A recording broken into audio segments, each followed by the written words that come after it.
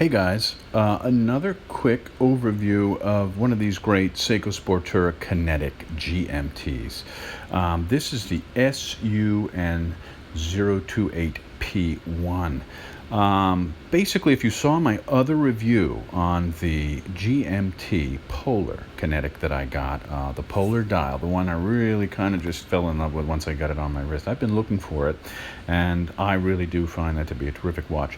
This is kind of the dressier brother of that watch. As you can see, they've gone with the rose gold tone and the nice inky black dial with the very nice bezel that's all black there with the white numbers on the 24-hour bezel.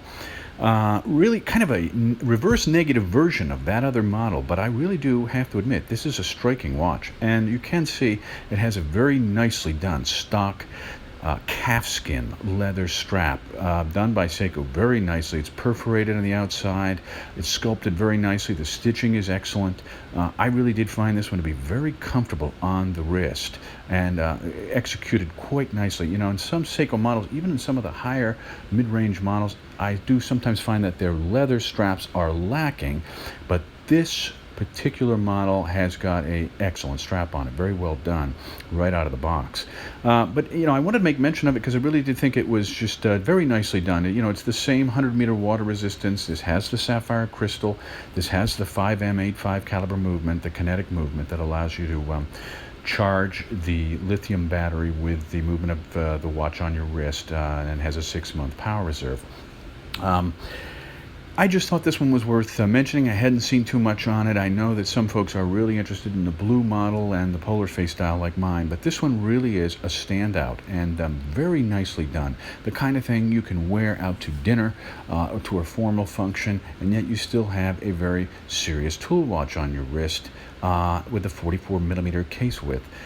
Very, very comfortable on the wrist, and in this black version with the gold tone, it really does look great.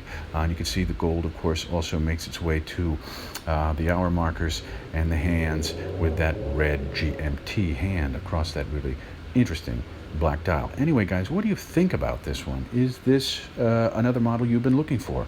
You can see it has that 12mm case height on the wrist, so even though it's a 44mm width, it sits nice and low on the wrist, and it's definitely something you can do if you're in and around a 7-inch wrist. I've got about a 7¼ inch wrist, and I really like the way it looks on my wrist. I really feel I can pull this one off. Well, let me know what you think, guys. I'd love to hear from you. I got a lot more stuff coming up.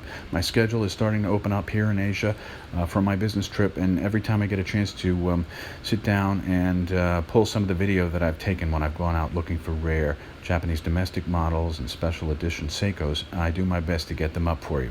Anyway, guys, let me know what you think. I'd love to hear from you. Leave me a like if you could. I would really appreciate it, and I will talk to you soon.